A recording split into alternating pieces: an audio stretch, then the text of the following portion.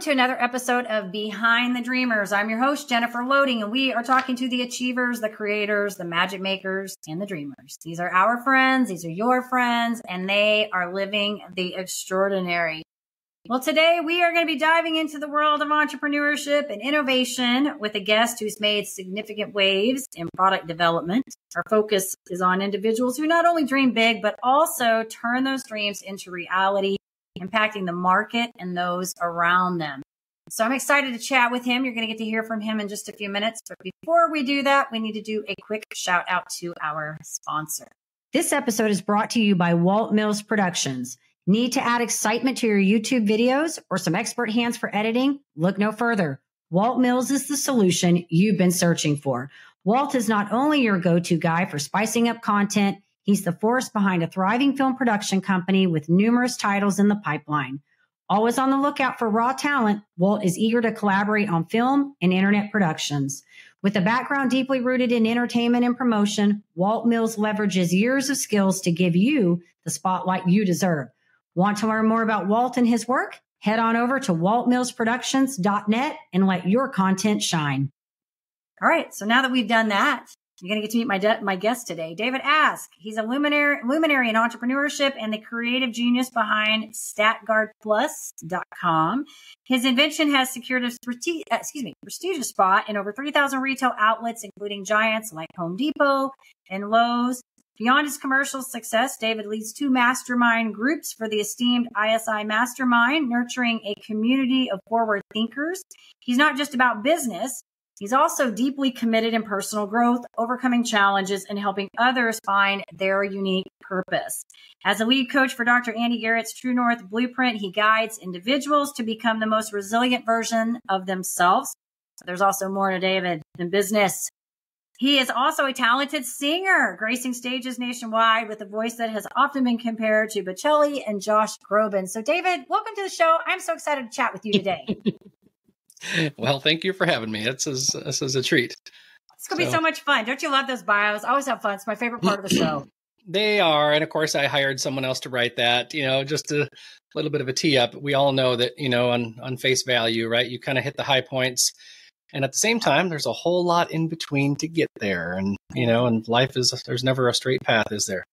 Nope. And that's why we said the challenge part in there. That's the beauty of this show, is that I always feel like we don't really shy away from the lessons learned in this. I always tell people this show is about what you do, why you do it, what you've learned along the way, because usually in the learning phase, there's some adversity that had to come about that, right? And then we take that and we use it to inspire others. So that's what this whole show is really about. That's great. That's awesome. Love the mission.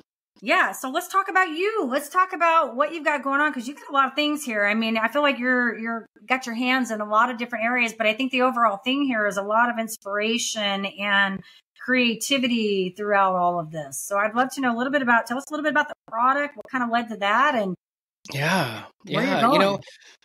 So it's kind of interesting. I remember, like the word entrepreneur. I remember hearing about people who were entrepreneurs growing up, that kind of thing.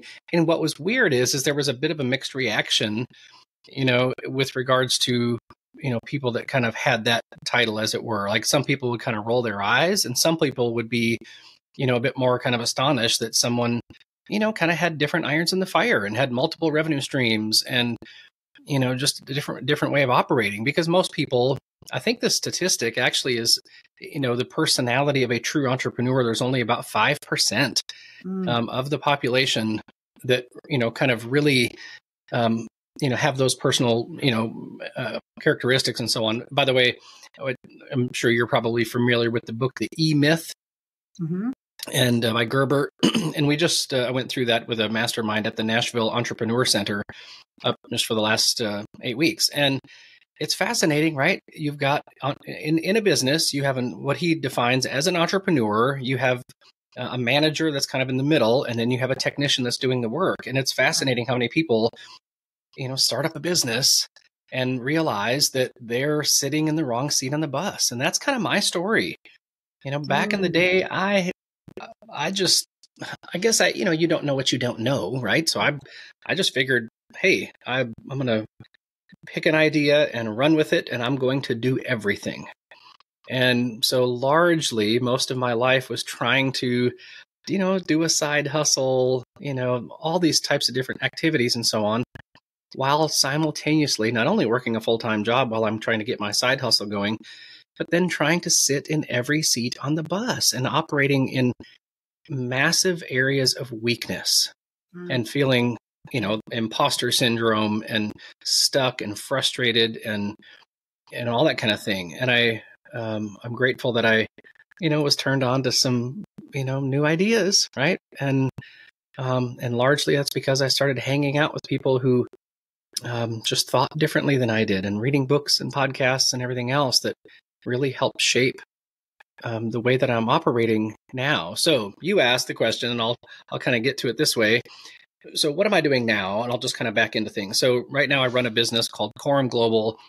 And yes, I have a thermostat guard called the StatGuardPlus. It's a stat guard with a combination lock. And of course, what is that? It just goes over a thermostat so people don't tamper with your thermostat, which is typically your highest, cost every month, especially if you're in a retail or, a commercial facility. And anyway, I was in facilities management at a large telecom chain for many years. And of course, we use stat guards in all of our stores and call centers, because if you've got more than 2 people in any facility, everybody's jacking around with the thermostat. I mean, it's like this funny joke in our culture. And heck, my mom and dad, growing up, that's the only thing they really fought about was, what was the temperature at night. Yeah. And I'm laughing because that's been conversations in our house. Yeah. Don't touch the thermostat. Well, so what's funny though is, I'm doing facilities management, and of course nobody can keep up with that tiny key. So my brother-in-law and I came up with this idea. It was technically his idea first, and then we both kind of ran with it together. But we jumped into the deep end of the pool and just started, trying to understand, what does it take to make this product?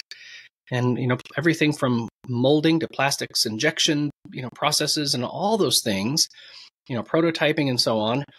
And we did everything wrong. I mean, except the product. The product turned out great, but, we kind of followed this idea that if you build it, they will come.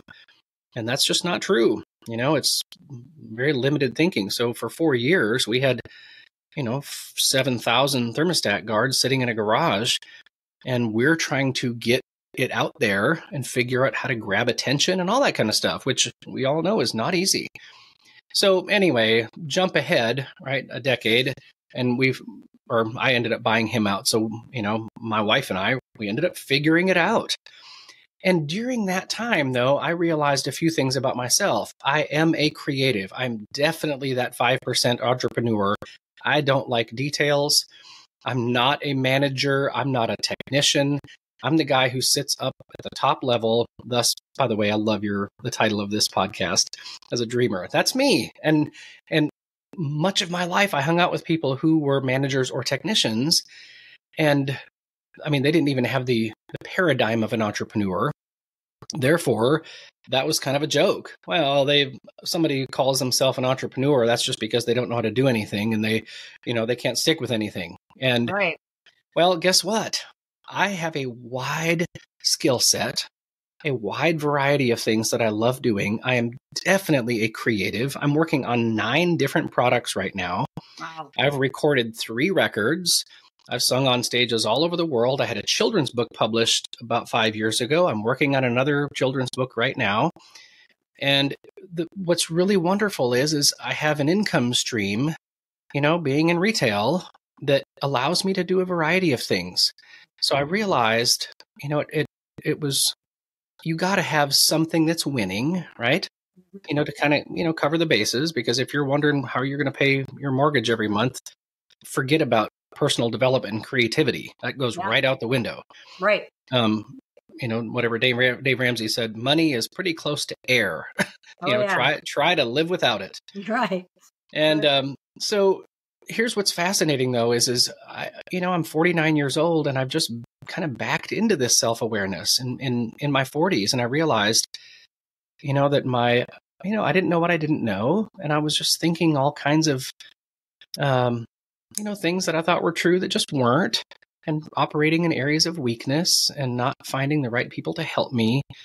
And now I feel like I'm kind of living in that flow state where I get to stay in the creative seat and help others do that for that matter. Because I think I'll say it this way. There are things that are true about us, right? But those truest things, those things that top 10%, the things that just really light us up. Yeah. I like to say the things that give our goosebumps. Right. I love operating in that space. And part of that is inspiring, right? Which means breathe life into someone who needs life breathed into them.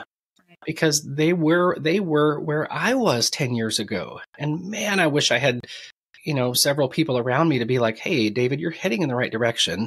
You've got this. How can we help you? I believe in you. Like put some wind in my sail. But man, for years, it was a slog because not only did I not know what I was doing, I didn't have the people in my camp to help and really just believe in me. Yeah. It's interesting that you say that. I just had this conversation. You touched on so many things, and I can definitely relate to your creative part because I feel like I was going to ask you when you were talking about being around the management type. Did you feel like you were kind of being stifled? Like you just feel like you're being sort of smothered? Yep. Because I just, when I'm around creative people, like I'm excited. Like if you called me up right now and said, Jennifer, I have an idea, I'm getting goosebumps thinking about it right now because ideas get me excited. When people have ideas, I think of solutions. I think we're solving things, we're creating, we're manifesting, we're doing. I get lit up. When I get around people who start trying to organize things and giving me details and all, it's not that it's a bad thing because I think we all have strengths in certain areas. Yep. I just start feeling very heavy. It gets heavy for me. And so I can understand it. And I think, yes, you're right. I think there are a lot of people that when we come into this, we start trying to really, because as entrepreneurs, we really do wear many hats. And that's one of the things, I always talk about the many years I was in Mary Kay, we trained on wearing these different hats in Mary Kay. We were the salesperson, the marketer, the CEO, we were everything. I realized for me, like I had this light bulb moment one day. I tell this story. I was actually on my treadmill in my house at this time, and I was going to train on the Strength Finders book. And, I think you pick like the top 4 or 5, and I was going to have to train on them. And I remembered having this light bulb moment where I realized what it was that I had actually loved in the network marketing space and what I actually really hated in the network marketing space. And it was because I was having to do things that I really didn't, I had to work harder at them. They weren't things that were natural for me or things that I felt like I excelled in. Like I'm a people person. I'm a seller. I'm the person that's going to get you inspired, get you across the finish line, the cheerleader. You start getting me into the weeds with the details and I got to sit down with the pen and paper. And not that I can't do it. I was really great in math and science, but you get me into that, I'm going to get bored. I'm going to start getting overwhelmed. And so I really think when we, as entrepreneurs, recognize where our gifts are and we can start really honing in that area, that's when we get into that part you're talking about, that flow state. We start doing the things we love to do. And for you, that's being creative. And I can certainly resonate with that because like I said, I think it's, being creative is so much fun. I think everybody should learn to find a little bit of creativity in their life. There's so much fun in that. Yeah, good word. And what's interesting is what you're kind of describing is just basic self-awareness. And I think that quite often, most of us are just not. We think we are, but you mentioned, when you're acting in the weeds, as it were, you feel kind of stifled and that kind of thing. Right. Guess what? Here's what's fascinating is, how can we tell if we're in, kind of our right zone or sitting in the right seat on the bus? It's a clue. Yeah, but it's that clue. It's how are you feeling? And if I'm constantly feeling, that heaviness and like I'm being trapped and all that kind of stuff, we might need to operate in that space for a little while.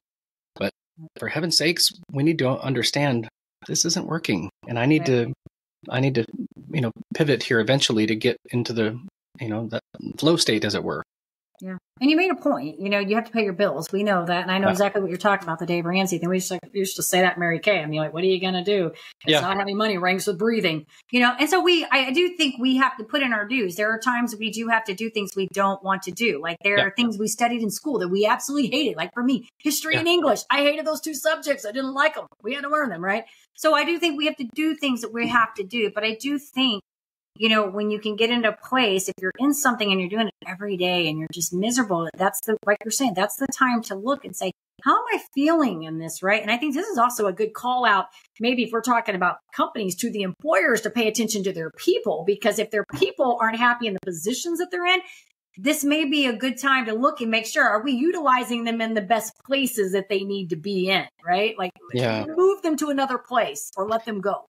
Well, and we live in you mentioned StrengthsFinder. I mean, we live in a time where dialing in on self-awareness is pretty easy. You know, one of the other, businesses that I run, I'm writing a book called The Guardians of Grit. And I work really closely with Dr. Andy Garrett on building that self-awareness and understanding what the difference between resiliency and grit are. And it's really important to understand those, but even more so, the idea of how are they established? And for most people, getting up quickly is more about him being, I don't want to be embarrassed in front of people looking at me. And accomplishing something is more about becoming someone and having a resume, as it were, to kind of explain to the world, well, I'm finally somebody, or at least I'm not a nobody, right? As opposed to having a really bedrock understanding of who you are and not searching for fulfillment anymore, operating in the fullness of who you are to experience fulfillment. But not trying to, fabricate something to be, to experience it. There's a big difference. Yeah. And so I'm really passionate about that because it's been a huge, shift in not only in my life and my marriage and parenting and just how I operate as a friend. But man, I tell you what, I remember, when I got into Home Depot, if I'm just being really vulnerable here, I thought that was going to solve a problem, like give me some type of an identity. Well, at least I have a product in Home Depot and I can brag about it or something. Or if I was going to go sing somewhere, I'd want to tell somebody about it. And, it didn't solve any problems, not one. And when I realized that my truest authenticity, right? We get the word authenticity from the word author, that, that the way that God put me together is absolutely fantastic. And when I just operate in my natural state, most of the time, I feel natural. I feel genuine. I feel, courageous and clear and free. And as opposed to just trying to generate something all the time and having to be on and becoming a human doing and not a human being. It's just exhausting. Yeah. And so that's something as I'm getting older, right? I'm 49 years old and I feel like I'm on much more of a kind of a legacy path with regards to my mission and my purpose in life. Not that I don't like creating products and doing things like that, but way more passionate about helping people establish that true north, plumb line in their own life, that bedrock, and then helping others around them do the same thing. Entrepreneurs, are you ready to level up your leadership skills? Tune in now for an exclusive offer designed just for you. This is my time. Did you know 63% of consumers prefer businesses aligned with their values? Recognizing your core values isn't just vital for business growth, it's the bedrock of effective leadership. Whether you're a seasoned entrepreneur or an aspiring creator, identifying your core values is a key step in constructing the framework of a successful leader, enabling you to lead authentically, expand your business, and live life on your terms. Never settled on play, putting the kettle to flame. I go 100 all day, foot on the pedal, no brakes. 10, 9, paid on my dues, waited in line, 8, 7. Are you ready to access tools to kickstart your leadership journey? Unlock a treasure trove of insights and get your free resources at www.linktree/Jennifer Loehding. Take that crucial first step toward realizing your leadership aspirations and elevate your leadership game today. Ready to shine, brighter than all of the... That's fun. I think that gets into the part where we start talking about the wisdom stuff, because I'm in my early 50s and I just had this conversation. It's like, I did an episode with a girl on my Starter Girls podcast, and she's like a 2-time TEDx speaker, really neat deal. A lot of her work's been praised at like Cornell and some of these high, universities. And she talks a lot about showing up. And she actually, on that episode, I just released it, she talked about what it means to show up. But the premise that we were talking about is that when we show up authentically and present, how we have this impact on others or, those around us. And so I think, when I listen to you talk, I think it comes from that place of, I think for so long, we're groomed to have success, and our success is driven by those achievements, right? Whether it be something in our work, whatever. For me, I was a runner, and also, I did a lot of stuff. Did a lot of cool things in Mary Kay, set company records. But I realized it's been probably in the last few years that it's like you said, it sort of has shifted where it's more about me being authentic and true to myself and showing up right for the right people. Right. Yeah. And it's in a lot of different areas of my life. It makes an impact in the work that you do, the relationships, the personal relationships, your kids, your marriage, all of those different things. But I think it's not something that you just wake up and have happen. So when we talk to these people, right, like if we tell them, they look at us and they go, what are they talking about? Is this like old people jargon? Like, what is this? Yeah. Right. Because I think it develops over time. Our priorities start to shift a little bit and we start looking at the world differently and our place in it. And I think that's what's so great is because then we can try to show that to other people through the work that we do in the community and the things that we create. And it's funny. I think there's a lot of truth there. Like it's time and just becoming a more mature person helps give perspective on things. What's fascinating when I started working with Dr. Andy, I'll be honest. I thought that words like identity and authenticity and stuff like that was just a bit woohoo, right? And or woo woo or whatever they say. But here's what's interesting is when you have someone ask you the right questions, doesn't matter how old you are, you can actually dial in on some of that stuff very quickly. I agree. And, like, for instance, the word identity in our culture, it's been just totally misunderstood and hijacked. And so when you understand, how am I woven together different from the person next to me? Like our kids, right? They come out of the gate incredibly hardwired. You can tell someone's little essence when they're just months old or even weeks for that matter. Right. And they're not thinking about being authentic. Right. Up until they're like 7 or 8 years old, until the world slaps them around a little bit and then they start questioning everything. But when you're 3, 4, 5, and 6, you're just doing your deal. Right. But as adults, we start feeling that pain and pressure and then we start questioning everything. Right. But when you start identifying your authenticity, right? What did the good king, weave in me, and I identify those things that's different from you. For instance, that's my identity. I've identified what do I believe most of all in this life. We talk about core values. What does my core happen to value more than anything else in this entire world? And you start getting that language down, right? What impact do I want to have? What gives me goosebumps? What just infuriates me? That's going to be different from the person next to me. My strengths, my virtues, what type of impact? Literally, I like that dent in the universe thing. What type of impact? If David Osk shows up and punches something, right, with my body, with my essence, what is that shape? Right. And it's different than someone else's. And it's fascinating, when we start establishing all of those things, we identify, we're literally just identifying those things. Well, then we show up in a way that is more true to our nature. And when we follow the clues, right, I just feel better in my own skin. And I'm not handing the keys to everybody around me or everything around me to tell me who I am. Man, it's amazing the shift that happens. And you start feeling more comfortable in your own skin. You remove the question mark that's kind of inside of you. And by the way, when people don't remove that question mark, well, of course they feel it, but everybody else does as well. Right.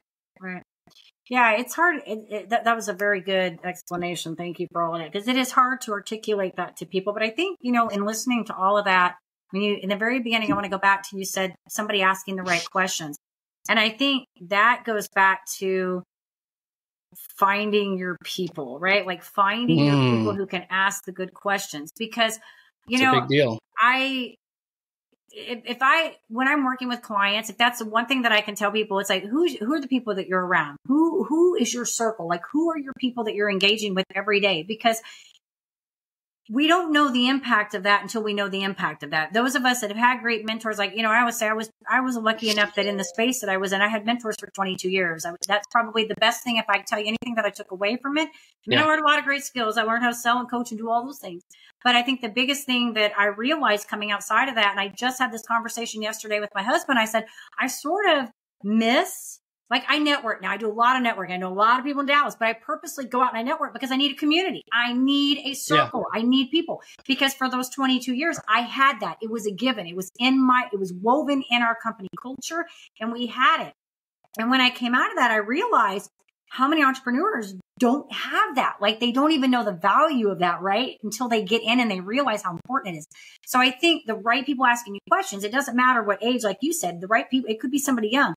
It's just finding those people that can ask you those good questions. And I think that gets back to who do we put in our circle that's going to inspire us to think critically, to grow, to expand our horizons and step out of our comfort zone a little bit, because those people are going to ask you good questions. It's so great. Did you ever see that movie, Meet the Parents or Meet the Fockers? Yes. And they talk about the circle of trust, Yes. Well, of course it's kind of this joke, but here's what's fascinating, right? As parents, how do we know that circle of influence is a law like gravity?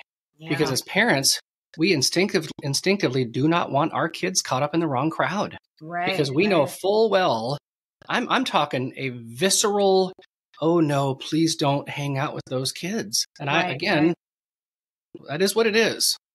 But guess what? As adults, for some stupid reason, we've thrown that out the window and we just kind of slide into life and just let it happen. And I'm not saying that you can't be with people that might need your help. But if that circle of trust, if you're actually asking questions, how do I do this? How would you navigate this? What do you, my wife and I are kind of struggling here. What would you do? You better be darn just careful, who you're asking those questions to. And quite often, by the way, it's not your peers. My son Parker's in his first year in college, and he came home one weekend and he said, Dad, he goes, I just got so many great friends and, we're helping each other do this. And, I'm asking these guys advice for this and that. And in general, I'm like, man, what a great time to have some, a good band of brothers. Right. But you know what? I cautioned him and I said, Parker, they're 18 years old, just like you. They've not lived enough life to give you really wise counsel. So I said, I would encourage you, not only me, because the door's open here, but find some other guys whose lives you admire and you think they're winning and ask them, say, hey, would you be a mentor to me? And it's amazing how many generous and good and kind people are like, you're darn right, I will. And it almost makes them level up at that point because they're being, when somebody says, I want to emulate the way you operate. Are you kidding me? I mean, it's what an honor. And at the same time, there's a little bit of fear involved. Like, I don't want to screw up and wreck this kid. But as adults, man, we're so cavalier about those decisions. And I guarantee you will in every single way become like the top 5 people you spend most time with. Yeah, that's good, David. Yeah, no, I agree with you on all of that. That's good. So you're singing, you're getting to do some cool stuff there. I think that's really fun. And you do have a great voice. I have looked at your work. So I congratulate you on that, commend you on it. Good stuff. Thanks. We did a concert last night, actually. Did you? Yeah. Awesome. So my daughter is actually taking a violin tour with her violin school to Germany and Austria in July. And she said, hey, Dad, why don't we do some house concerts to raise money, for the trip? Because it's a pretty big trip and, we're all going. And so anyway, we've done a few of those. We've got a few more on the calendar. And so it's fun to do, just smaller little gigs like that. And at the same time, Kate and I have been able to stand on some stages together that have like I'm looking at a non-disclosure agreement here that we can't even talk about. So I'm super, but you know what I mean? It's like, I'm so grateful that I get to stand in somebody's living room and give them goosebumps. And then we get to, go stand on a kind of a little bit more of a fun stage, as it were, and do that type of thing as well. So it's such a fun outlet for both of us. How long have you been singing then? Well, it's funny. Somebody asked that last night, and my mom was a music teacher, and I felt like, no, we were pretty much forced to sing when we were little. It was like, you've been doing it for a while. Get in the car, we're going to the nursing home, and you're going to sing for everybody. And but really, I started taking it seriously probably when I was maybe 15, 16. Okay, very good. Well, you're great, and I think that's awesome. And my daughter's in Germany right now. She's traveling. Okay. You guys are she is loving that area over there. I told her, go stop in Austria. She's not far from there right now, but she went on a 3-week, saved her money. That's my middle child. Yeah. Saved her money up, went on a 3-week. So she's in her second week now, excursion up, started out in Dublin. So she was there for the parade, the St. Patrick's Day parade. Oh, wonderful. Really neat. So yeah, she's traveling. So you guys, she's loving it. I'm sure you guys are having an amazing time there. Pretty excited. Yeah, we've done with Kate's school. They've done Hawaii. We went to Italy 2 years ago, and this year, it's Germany and Austria. It's awesome. Good for you. Well, you're doing amazing things. I love it. I love that you're. I tell you, this show is all about living the extraordinary, and I think the extraordinary. One of the consensus that I hear from all the entrepreneurs when I ask them the question of like, what is success and how do we define the extraordinary? It always comes back to kind of the same things, and that's doing the things we love to do.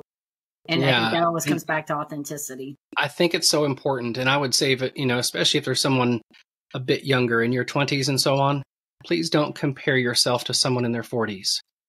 Figure out what your definition of success is now. I'm talking today. You might not have tomorrow. Figure out what success looks like just today. You got to have some dreams in that, but man, do your deal, walk your path, help others walk their path, but enjoy yours, and don't suffer, with the sin of comparison, as it were, because it will just suck the life out of you.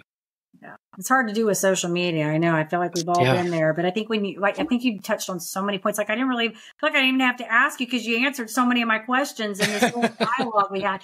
I think it was good because I really think that when we get past that whole, I think it's freeing when you just get to that place where you don't care so much and you're just like, this is who I am. I kind of sort of adopt the idea, either take it or leave it. You don't like it. It's even like with my show. I was telling someone this morning, I'm like, these are my shows. I do what I want to do. I'm the one paying the bill on the shows. I'm the one forking the content out. I'm the one doing all the producing and putting it out. It's my show. This is how I roll. And, the people that like it show up and they like it. And the ones that don't, that's okay too. They can find the ones they like. And so I think when you get to that place where you accept who you are and all these things you've talked about, your strengths, your weaknesses, and you realize, hey, I'm okay talking about this thing that I'm not really good at. Maybe I need somebody to help me with that. But I'm really good in this area and I really want to shine in that area. I think when you get to those places, it's just freeing. And so I think it's pretty nice what you said. It absolutely well said. And in kind of discovering those things and nailing them down, it's like, show yourself a ton of grace. Like, you're not trying to earn something here. Like, just be really kind to yourself. Be kind to other people too. Yeah. Do that too. Awesome. All right, David. Well, this has been awesome. Congratulations on all your success and all the things you got coming up with the singing and the books and the records and all the things you got going on. If our audience wants to get in touch with you, maybe they want to learn, keep up with you, learn more about you, follow your music, whatever. By the way, y'all go check out his singing because it is really good. It is. But let's say they want to come find you, David. Where do we want to send them? Just go to my website, davidask.com, davidask.com. And my links to my other businesses are on there as well if you're curious. But yeah, if I can do anything to help, no strings attached, just let me know and I'll do my best. Awesome. We'll make sure too, when my editor, he does good. You get all the bill. We say get the bills and whistles on there. We'll get the link on there so they know where to find you. And then, we'll get it over to you. I'm excited. It's been fun. I've enjoyed chatting with you. Thanks for imparting all your wisdom. And like I said, congratulations on all your upcoming success, whatever all that is. Thank you. Very kind. Thanks for having me. Absolutely.